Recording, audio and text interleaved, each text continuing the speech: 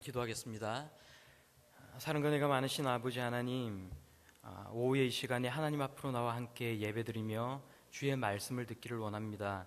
저희들 삶 가운데에 늘 하나님이 동행하심으로 말미암아 평안이 넘치게 하시고, 또한 특별히 저희들이 하나님 앞에 살아갈 때에 어떠한 모습으로 살아가야 주께서 주시는 그 평안의 평안을 누리며 살아갈 수 있는지 이 시간 숙고하는 시간 될 수 있도록 인도하여 주시옵소서. 감사드리며 이 모든 말씀 우리 구주 예수 그리스도의 이름으로 기도드리옵나이다. 아멘. 예수님의 제자로 살아간다는 것, 성도로 살아간다는 것은 사실 쉽지 않은 그런 길인 것 같습니다. 여전히 죽지 않고 내 속에서 살아서 나를 주장하고자 하는 나의 옛사람이 있기 때문에 그렇고요. 내 속에 있는 지독한 사랑이 나를 게으르게 만들고 또 나를 자기 중심적이게 만들고 나의 쾌락을 사랑하게 만들기 때문에 그렇습니다. 오늘 우리가 함께 나누는 본문의 말씀을 보면 이렇게 내 속에 살아 움직이는 지독한 자기 사랑이 나의 삶을 어떻게 산산이 부수어 놓는지 그것을 잘 보여주고 있습니다. 하나님의 말씀을 어기고 나의 행복과 즐거움을 쫓아 살아갈 때 그 결말이 어떻게 되는지를 잘 보여주는 사건이 오늘 우리가 함께 나누는 이 본문 속의 사건이 아닌가 생각을 합니다. 다들 아다시피 레위기는 많고 많은 계명들, 수많은 법 규정으로 이루어져 있습니다. 그런데 레위기를 통틀어 법 규정들 사이에 두 개의 사건이 소개되어 있는데요. 그 중에 하나가 바로 우리가 오늘 함께 나누는 슬로미스의 아들의 죽음에 관한 이야기입니다. 어떤 이야기입니까? 함께 말씀을 보신 바와 같이 이스라엘인인 어머니와 애굽 사람인 아버지 사이에 태어난 어떤 남자가 있었습니다. 애굽과 이스라엘의 혼혈이었던 이 사람은 이스라엘 사람들의 진영 밖에서 살고 있었어요. 단지파 가문의 딸이었던 슬로미스의 아들이란 말로 의심할 바 없이 이 사람의 피 속에는 이스라엘 사람의 피가 흐르고 있다는 것을 잘 보여주고 있지만 동시에 애굽인 이집트인 아버지를 두었다고 이야기를 하고 있음으로써 성경 본문은 이 사람이 이집트 혼혈인이었다는 것을 분명히 또한 밝히고 있습니다. 아버지 쪽의 혈통을 중시하는 그 당시의 상황 속에서 이 사람은 단 지파의 거주지에 함께 살지 못했고요. 이스라엘과 함께 거류하는 외국인들이 머무는 텐트 속에서 떨어져 살고 있었습니다. 그런데 어느 날 이 남자가 어떤 이유에서인지는 알지 못하겠지만 이스라엘 백성들 가운데로 나아가게 됩니다. 광야 유랑길에서 이스라엘 본 진영에 있지 못하고 바깥쪽에 살던 이 남자가 자신의 야영지를 떠나서 본 진영에 들어간 이유가 무엇인지는 성경에서 분명히 이야기하고 있지는 않습니다. 문제는 이 남자가 본 진영에서 이스라엘 사람과 싸움이 붙었는데 싸움이 한창일 때에 이 남자가 하나님의 이름인 여호와를 저주하며 모독하였다는 것입니다. 시내산에서 주신 10계명 중 제2계명을 정면으로 어기면서요, 이스라엘 광야 공동체에 파문을 일으켰다는 말입니다. 이스라엘 사람들이 이 남자를 가두어 놓고는 어떻게 처리해야 할지 하나님께 묻습니다. 그때 하나님께서는 말씀하십니다. 그 저주한 사람을 진영 밖으로 끌어내어 그것을 들은 모든 사람이 그들의 손을 그의 머리에 얹게 하고 온 회중이 돌로 칠지니라. 누구든지 그의 하나님을 저주하면 죄를 짓는 것이며 여호와의 이름을 모독하면 그를 반드시 죽여야 하는데 그것이 이스라엘 본토인이든지 혹은 외국인으로서 거류하는 자든지 반드시 죽여야 할 것이라고 하나님께서는 말씀하시는 것입니다. 14절에 보시면 하나님의 이름을 모독하는 말을 들은 사람들의 손을 그 모독한 사람의 머리에 얹게 하는 것은 자신의 마음과 머리를 어지럽히는 그 모욕의 말의 책임이 자신에게, 그 말을 들은 사람에게 있는 것이 아니고 그 책임을 질 자가, 그 말을 모독하는 말을 한 사람이 그 죄책을 가져가야 한다는 것을 의미하는 것입니다. 성도 여러분, 오늘 이 사건을 통해서 성경이 우리에게 교훈하는 것이 무엇이겠습니까? 먼저는 당연히 하나님의 이름을 모독하면 그에 따른 형벌이 반드시 따라온다는 것이죠. 오늘 본문 속에서는 중요한 두 사람이 등장하고 있는데요. 단지파 가문의 디브리라는 사람의 딸이었던 슬로밋이 그 한 사람이고요. 그리고 또 한 사람은 슬로밋의 아들입니다. 슬로밋의 아들의 이름은 기록되어 있지 않고요. 성경에는 그냥 슬로밋의 아들이라고 기록되어 있습니다. 그런데요, 사건만 기록할 뿐 이름조차 나와 있지 않은 슬로밋의 아들의 죽음이 우리에게 교훈하고 있는 것이 단지 하나님의 이름을 모독하면 반드시 죽게 된다는 것, 이것이겠습니까? 저는 오늘 여러분과 함께 이 사건의 근원을 함께 찾아가고자 합니다. 슬로밋이라는 말은 정확하게 히브리어로 샬로미트란 말이고 이것은 평화롭다라는 의미를 가지고 있습니다. 원래 슬로밋의 가족은 모세와 함께 출애굽을 하기 전에는 이집트에서 종살이를 하고 있었습니다. 슬로밋의 아버지 디브리는 애굽의 힘든 종살이 속에서 자신의 딸만큼은 고욕과 고통 중에서 살지 말고 평안한 삶을 살았으면 좋겠다, 그런 의미에서 슬로밋이라고 이름을 지은 것 같아요. 우리가 자녀들의 이름을 지을 때도 다 그 이름을 지을 때 의미를 주지 않습니까? 그리고 우리가 아는 바와 같이 그 딸의 이름을 이제 슬로밋, 평화롭다, 평안하다 이렇게 지었는데, 사실 따지고 보면 이것은 우리 모두가 원하는 그런 삶이 아니겠습니까?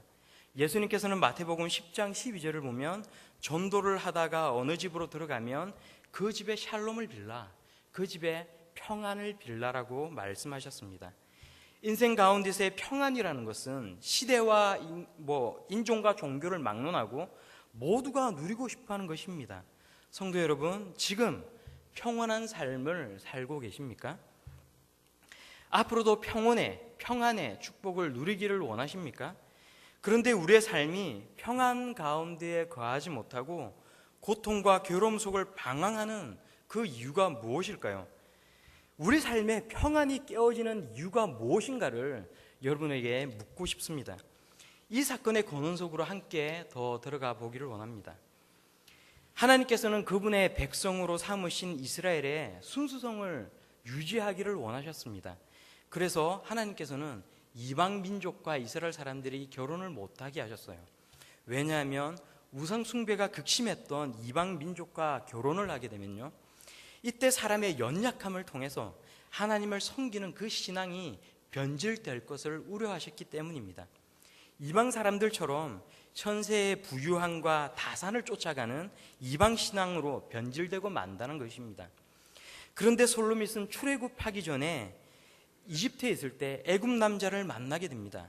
종살이하던 자기 민족 사람들보다 깨끗하고 부유해 보였던 이 애굽 남자의 통속적이고 세속적인 그 우월함이 이 솔로밋이라는 여인의 두 눈을 사로잡아 버리고 말았던 것입니다. 하나님의 뜻을 쫓아 살아가기보다는 성결한 선민 공동체를 유지하는 것보다는 자신의 인생이 더 소중했고요, 하나님의 말씀보다 자신의 감정에 더 충실을 하였다라는 것입니다. 나의 가치, 나의 감정, 나의 즐거움, 나의 이익이 더 중요했다는 것입니다. 이것이 사실 따지고 보면 지금 우리의 모습과도 같지는 않습니까? 예전에 제가 다른 교회에서 사역을 할 때 청년들 사이에 논쟁이 붙은 적이 있었습니다. 학교에서 생물학 시험을 보는데 시험 문제에 만약에 사람은 진화의 과정을 거쳐서 현재의 인류가 만들어졌다라는 그런 지문이 나오면 과연 이것을 틀렸다고 할 것인가, 아니면 이것을 맞다고 할 것인가, 이것을 두고 청년들 사이에 아주 열띤 논쟁이 벌어졌습니다. 이것이 교회에서 그냥 이야기를 하게 되면 그냥 하나의 이야기거리에 머무르고 말 수도 있지만, 이게 대입시험이 되든지 아니면 대학 학점과 연관이 되든지 대학 편입시험과 관련이 되면 이제 이게 그냥 하나의 이야기거리가 되는 것이 아니라 굉장히 심각한 논쟁거리가 되고 마는 것입니다. 그 질문을 틀린 것으로 하겠다라는 소수의 몇몇의 학생들도 있었지만, 대다수의 의견은 시험과 신앙은 별개의 것이 아니냐, 이것은 별개의 영역이 아니냐라고 이렇게 이야기가 나왔어요. 물론 우리 부평 동부교회 청년들은 그러지 아니하리라고 생각을 합니다. 중요하고도 중요한 대입시험에서 또 더 좋은 대학에 들어가서 더 좋은 세상 지위를 획득하기 위해서 우리의 신앙과 다른 것을 내가 일시적으로 답으로 할 수 있지도 않느냐라는 것이 그 교회 대다수의 청년들의 생각이었어요. 시험은 단지 그냥 시험일 뿐일 수도 있지 않느냐, 그렇게 얘기를 합니다. 하지만 여기에는 나의 가치와 나의 성공이 더 중요하다는 심각한 불신앙이 그 마음 가운데 자리를 잡고 있는 것입니다. 현실과 타협하는 기회주의적인 배교가 자신의 가치관을 지배하고 있다는 것입니다. 이러한 불신앙의 문제는 초대교회 이후로 끊임없이 교회를 타락시켜 왔습니다. 한국 교회사를 한번 생각해 보십시오. 우리나라가 일제강점하에 있을 때 신앙의 큰 위기를 맞이하게 됩니다. 신사참배를 하는 사람에게는 종교의 자유를 허락해 줄 것이고, 신사참배를 거부하는 사람은 투옥과 고문과 죽음이 따르게 되었습니다. 여기에 자신의 신앙의 순수성을 지킨 사람들은 오늘날 우리가 여전히 그분들을 칭찬하고 그분들이 참 잘하였다라고 우리가 생각하고 있지 않습니까? 6.25 전쟁 당시에도 마찬가지였다고 합니다. 정확한 소설의 제목은 제가 지금 기억은 하고 있지 못하지만 제가 군입대 하기 전에 읽었던 소설이 있습니다. 실화 소설이었어요. 이북 지역의 한 마을에 인민군들이 밀어 닥쳐옵니다. 그 마을의 목사님과 성도님들을 다 잡아 가둬놓고는요, 이제 기독교를 거부하라, 그렇게 요구를 합니다. 마을에 많은 성도들이 이미 그 얘기를 듣고는 신앙을 버리고 다 그 감옥에서 나갔습니다. 소설 속의 주인공은 끝까지 자신의 신앙을 지키고 싶었지만 모진 고문과 학대와 이 죽음의 공포 앞에서는 그만 그것이 두려워서 결국에는 신앙을 부인하고 풀려나오게 됩니다. 그리고 죄책감으로 견딜 수 없는 그 혼돈과 혼돈 가운데서 힘든 몸과 마음을 이끌고 자기 집으로 돌아가서는 깊은 잠에 빠지고는요, 이 잠이 깰 때 이제 문 밖에 나와서 과연 마을 사람들은 어떻게 지내나 이제 궁금한 마음에 마을로 들어갑니다. 그런데 그곳에서 충격적인 장면을 봅니다. 그게 뭐냐면 자신이 그렇게 믿고 따랐던 목사님과 교회 중직자들이 그곳에서 다 함께 나와서 활보하고 있는 것입니다. 어떻게 저럴 수가 있나 큰 충격을 받았던 이 주인공은 어떤 기회로 무작정 한국을 떠나서 미국을 가게 되고요. 그리고 세월이 흘러서 이제 미국에서 이 소설을 이제 출간을 하게 됩니다. 그래서 그걸 제가 읽었던 적이 있습니다. 한 분의 부인으로 자신의 신앙을 지킬 수 있다는 것은 이게 얼마나 달콤한 유혹이 될 수가 있습니까? 적당한 타협이 자신의 육체의 안전을 지켜줄 수가 있고, 또 생명을 지키고 가족의 평안을 지켜준다는 것, 이것이 얼마나 솔깃한 유혹이 됩니까? 하지만 하나님 앞에서 내 신앙의 양심을 지키겠다라고 고문을 자초한 그 소수의 사람들은 절대로 바보가 아닙니다. 초대교회 당시에도 마찬가지가 아닙니까? 로마 시대의 원형 경기장 속에서 기독교를 버리라는 그 말을 거부하고 이름 없이 죽어간 많은 신앙의 선배들은 결코 헛되이 인생을 저버린 사람들, 어리석은 사람들이 아닌 걸로 믿습니다. 우리가 분명히 알아야 될 것이 있어요. 이러한 선택의 고민은 중대한 사건 속에서만 있는 것이 아닙니다. 우리는 매일의 삶 속에서 하나님의 하나님 되심을 인정하고 내 신앙의 양심을 지킬 것인가, 아니면 육신의 쾌락과 순간의 그 외면을 통해서 정욕을 따라 내가 그냥 그렇게 살아갈 것인가 줄다리를 하고 있다는 것입니다. 내 눈에 좋은 것을 취하기 위해서 내 즐거움을 쫓아 살아가는 것이 순간순간 우리의 모습이라면 오늘 이 본문 말씀을 통해서 그 결말을 깊이 묵상할 수 있기를 바랍니다. 솔로밋과 결혼한 애굽 남자는 모세를 따라서 함께 홍해를 건너게 되었습니다. 솔로밋에게는 어떻게 보면 이것이 자신의 삶 속에, 그리고 자신의 소원했던 것을 들어주신 하나님의 응답이라고 생각을 했을지도 모르겠습니다. 이 폐쇄적인 이스라엘 공동체에서 남편과 아들에 대한 편견이 난무하는 동안에 솔로밋은 아마 생각을 했을 겁니다. 주의 은혜를 나 말고 도대체 누가 할 것인가?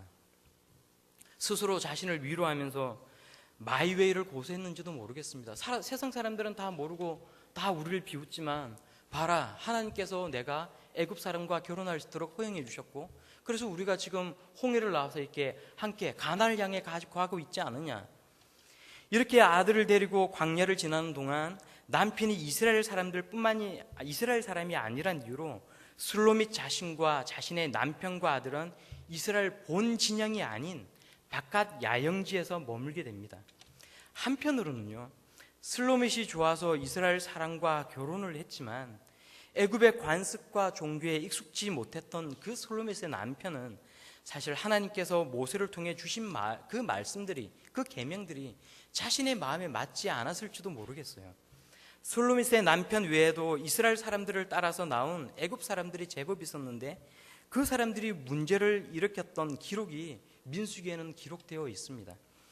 이방 종교에 익숙한 아버지의 역량, 어렸을 때부터의 편견으로 마음에 상처를 가진 슬로밋의 아들의 불행은 사실 어쩌면 이미 예견되어 있었던 것입니다. 슬로밋의 평화는 사실 그리 오래가지 않았습니다. 이스라엘 본 진영으로 들어간 자신의 아들이 이스라엘 사람들과 싸우다가 하나님의 이름을 모독하면서 하나님을 저주하면서 돌에 맞아 죽어버리는 참담한 사건이 터져버리고 만 것입니다. 슬로밋의 평안과 평화는 이제 산산이 깨어집니다. 한치 앞을 바라보지 못하고 살아가는 그 인생 앞으로 하나님의 징벌의 시간이 다가오고 있었던 것입니다. 단 지파 디브리가 늘 평안한 인생을 살라고 지어줬던 그 이름, 그 슬로밋에게 고통의 번뇌와 괴로움이 갑자기 어느 날 밀어 닥쳐온 것입니다. 부모님이 죽으면 자식은 무덤에 묻지만 자식이 죽으면 부모님은 가슴에 묻는다는 말이 있지 않습니까? 슬로밋은 죽을 때까지 가슴을 치며 신음 속에 살아야 했을지도 모르겠습니다. 슬로밋은 한때 애굽인 남편을 허락하신 하나님께 감사를 했는지도 모르겠어요. 하지만 바로 그 하나님께서 그 절망이 찾아오던 바로 그날 온 회중이 슬로밋의 아들을 돌로 쳐 죽이라고 명령하신 것입니다. 이 슬픔이 어디에서 비롯된 것입니까? 슬로밋의 평화와 평안이 깨어진 것이 어디로부터 시작된 것입니까? 이제 우리는 이 시작을 다 알고 있지 않습니까? 슬로밋의 두 눈 속으로 들어와서 마음을 사로잡았던 이 애굽 남자, 가슴속에 꿈틀대는 욕망과 욕심을 하나님의 말씀보다 사랑했던 그 마음 깊은 곳 그곳에 자리 잡았던 그 불순종으로부터 이 불행이 시작되었다는 것을 우리는 이제 다 알고 있습니다. 우리는 종종 잘못을 범하고 난 뒤에 용서를 비는 기도를 하고는 이 잘못의 결과가 나를 비껴가기를 바라는 그런 마음들이 있습니다. 썩은 음식을 먹고 배가 아픈 것은 우리가 당연하다고 생각을 합니다. 하지만 하나님 앞에서 소중하게 지켜야 할 내 영혼을 상하게 만들어 놓고는 하나님의 징계가 나를 비껴갈 수도 있다라고 우리는 기대하면서 은근히 그것을 바라는 것입니다. 아무리 상한 음식을 먹어도 기도만 하면 그 복통이 일어나지 않을 것이라고 믿고 그렇게 생각하는 사람들이 혹시 이 자리에 계십니까? 아니요, 그렇지 않습니다. 그런데도 우리는 왜 죄를 짓고도 기도만 하면, 회개만 하면 나의 평안이 깨어지거나 내 가족이 평안이 깨어지지 않을 것이라고 은근히 기대하게 되었습니까?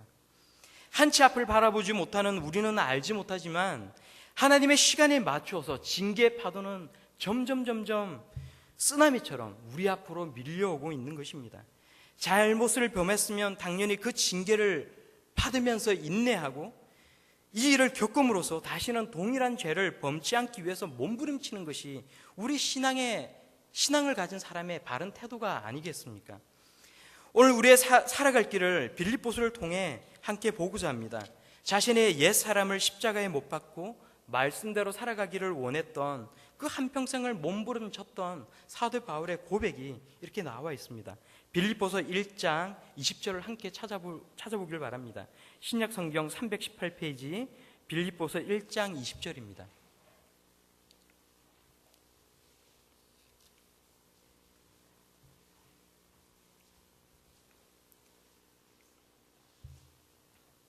빌립보서 1장 20절 신약 성경 318페이지 다 찾은 줄 알고 우리 한 목소리로 읽겠습니다. 시작.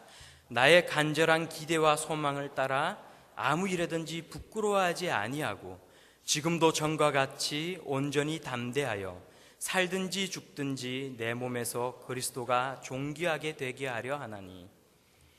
그리스도인으로 살아간다는 것이 무슨 의미입니까? 예수님의 제자, 작은 예수로 나의 인생을 살아간다는 것 아닙니까? 이 시대를 살아가는 수많은 성도들의 관심이 요즘 어디에 있는지 모르겠습니다. 그리스도의 제자로 산다는 것은 오늘날 많은 사람들이 바라는 것처럼 그리스도의 부자로 살아간다는 것이 아닙니다. 사람들의 관심이 걸치 한 자를 바꿔놓지 않았습니까? 부자가 아니라 제자입니다. 예수님의 제자로 살아간다는 말입니다. 왜 우리의 관심은 세속의 영광과 부유함에 머물러 있습니까? 왜 우리의 관심은 육신의 즐거움에 머물러 있습니까? 물질적인 부유함과 건강도 분명히 하나님께서 우리에게 허락하신 큰 축복입니다. 그러나 우리가 추구해야 될 근본적인 것은, 본질적인 것은 그리스도의 참 제자로 살아가는 것입니다. 그리스도의 제자로 살아가면 그리스도의 현자도 되고 그리스도의 부자도 될 수 있을 줄로 믿습니다. 아무 일이든지 부끄러워하지 아니할 우리의 간절한 기대와 소망이 무엇입니까? 사도 바울은 이야기합니다. 내 몸에 그리스도께서 존귀하게 되는 것이라. 나의 간절한 기대와 소망을 따라 아무 일이든지 부끄러워하지 아니하고 지금도 전과 같이 담대하여 살든지 죽든지 내 몸에서 그리스도가 존귀하게 되려 하나니. 저는 이 말씀을 볼 때마다 가슴이 떨리고 제 자신이 사실 너무 부끄럽습니다. 사도 바울은 이야기하지 않습니까? 나의 간절한 기대와 소망을 따라. 여러분들이 조금 허락해 주신다면 제가 찬양으로 이 구절을 한번 이렇게 들려드리고 싶어요. 그래도 되겠습니까? 예. 사도 바울은 이렇게 이야기합니다. 나의 간절한 기대와 소망을 따라 아무 일에도 부끄럽지 않게 하소서. 오직 전과 같이 지금도 담대하여 나의 모습에서 주만 보게 하소서. 이것이 나에게서 주님만 사는 것이니 나의 생명이 끝나도 기쁨이 되게 하소서. 예, 그렇게 찬양을 하더라고요. 이게 혼자 부르려니까 되게 쑥스럽고 좀 이상한 것 같습니다. 이것이 저와 여러분의 고백이 다 될 수 있기를 바랍니다. 성도 여러분, 오늘 이 자리에 계신 우리 성도님들이 하나님 앞에 바로 서지 못한다면 우리 한국교회의 미래는 없다라고 생각을 합니다. 우리 부평 동부교회가 하나님 앞에 바로 서지 못한다면 이 지역에 바로 설 자가 누가 있겠습니까? 우리가 하나님 앞에 바로 나아가서 바로 서기 위해서는 나의 습관적인 죄를 끊고 지독한 자기사랑, 자기만족, 지독한 죄의 습성을 버리기 위해서 몸부림을 쳐야 합니다. 그리고 오늘 하루를 그리스도의 제자로 살아가기 위해 그것을 갈망해야 한다고 생각합니다. 내 삶의 샬롬과 가정의 안녕과 나가 한국교회의 슬로밋한 모습, 한국교회의 평안을 원하십니까? 그렇다면 우리 모두 나의 부족과 시도의 아픔을 통감하고 통에 자복하며 눈물을 뿌릴 수 있기를 바랍니다. 성도 여러분, 오늘 본문을 보면서 이런 생각을 해봅니다. 만일 슬로밋이 잠시 잠깐 찾아온 즐거움 속에서 자기 마음대로 인생을 해석하지 않았더라면, 그래서 주시지도 않은 은혜를 은혜라고 고백하는 이런 넌센스가 없었더라면, 늦게라도 애굽에서, 홍해에서, 광야에서 먼저 통에 자복하였더라면 하나님께서는 과연 어떻게 하셨을까요? 저는 잘 모르겠습니다. 우리의 기도와는 달리 그 아들의 죽음은 어찌 보면 피해갈 수 없는 그런 운명이었는지도 모르겠습니다. 누구나 사람에게는 자신의 약한 부분이 있습니다. 기질적으로, 후천적으로 어린 시절 잘못된 습관과 불우한 그 양육 환경으로 인해서 남들보다 더 잘 짓는 죄가 있을 수가 있어요. 우리는 잘못했습니다 말만 하면 나에게 평안이 떠나가지 아니할 것이라고 생각하는 이상한 경향이 있지만 성경은 우리에게 분명히 말씀하고 있습니다. 고린도전서 6장 9절에 불의한 자가 하나님의 나라를 유업으로 받지 못할 줄을 알지 못하느냐. 미혹을 받지 말라.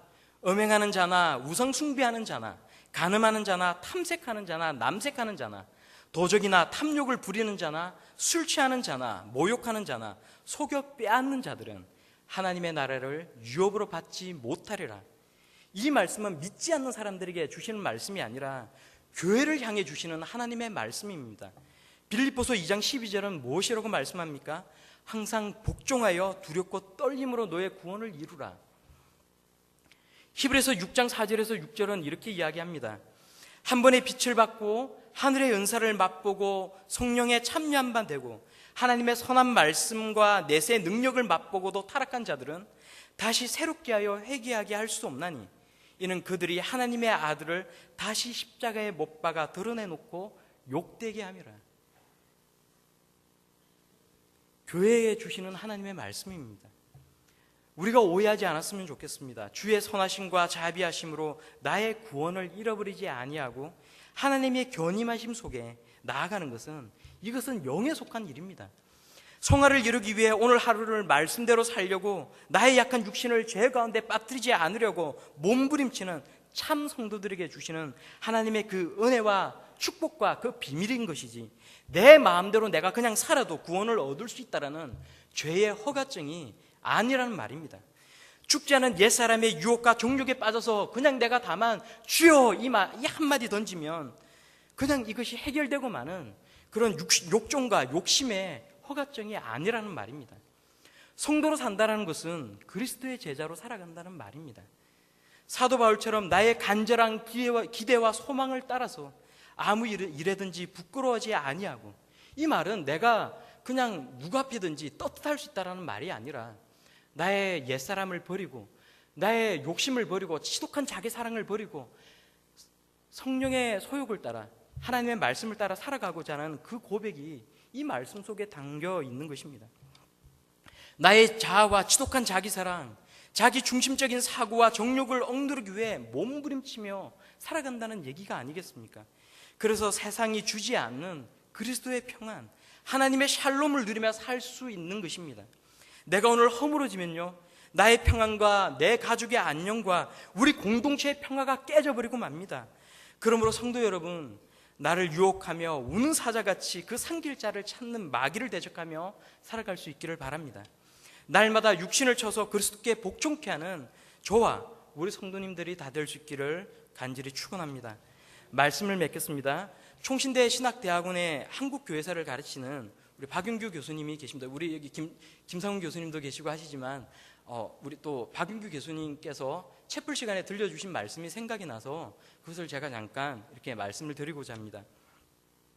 하루는 박윤규 교수님이 이렇게 댁에 계시는데 전화가 걸려오더래요. 그래서 교수님께서 전화를 받으니까 이제 어느 여자분이 전화를 거셔서 하는 이야기가, 교수님을 좋아하는 팬인데 교수님의 책을 읽고 감동을 정말 많이 받았다, 뭐 어쨌다, 이렇게 칭찬을 막 늘어놓대요. 근데 칭찬 듣고 기분 나쁘지 않을 사람이 누가 있겠습니까?